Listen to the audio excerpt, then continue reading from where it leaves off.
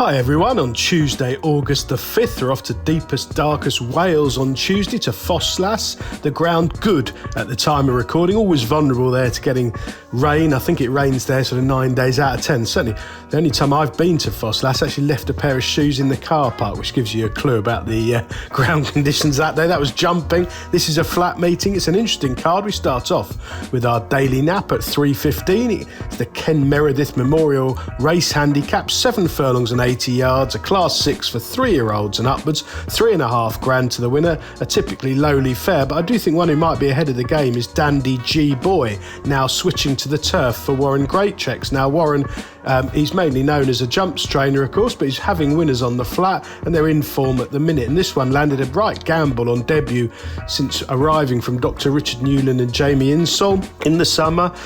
Wolverhampton 7 furlong contest, and he did it pretty well under Eddie Greatchecks from a mark of 60, driven clear to beat Amber Honey by a length. Now he's gone up £3 for that, and this is a different game altogether, switching to the turf, but he ran 4 times with a bit of promise for his previous yard, mainly I'd say when he was learning his trade and getting a handicap mark, so he's completely unexposed. This decent ground should suit ideally. I wouldn't know what to expect if the rain did arrive. I wonder if they might pull him out if that was the case, but hopefully the forecast's all right. Good ground should suit him. Most of these are pretty exposed, all the usual suspects struggling for form, and Dandy G Boy is definitely going forwards and can improve past these rivals. Our value angle selection, sponsored by Priced Up Bet, goes in the 3:45.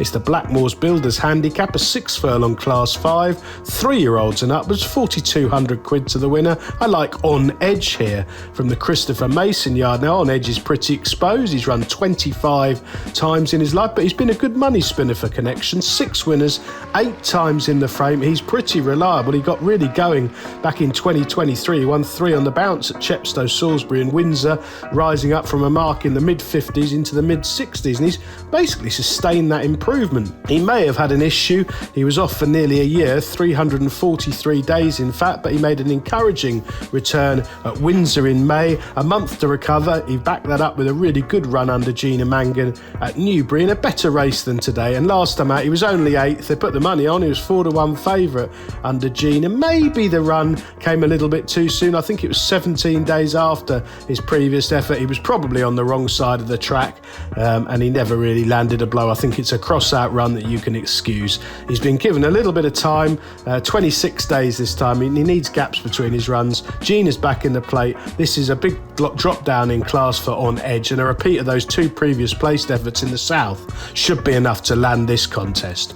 Best of luck on Tuesday everyone. Please do like and comment on all of our YouTube videos, subscribe to the channel if you haven't already, and do check out our sponsor Priced Up Bet.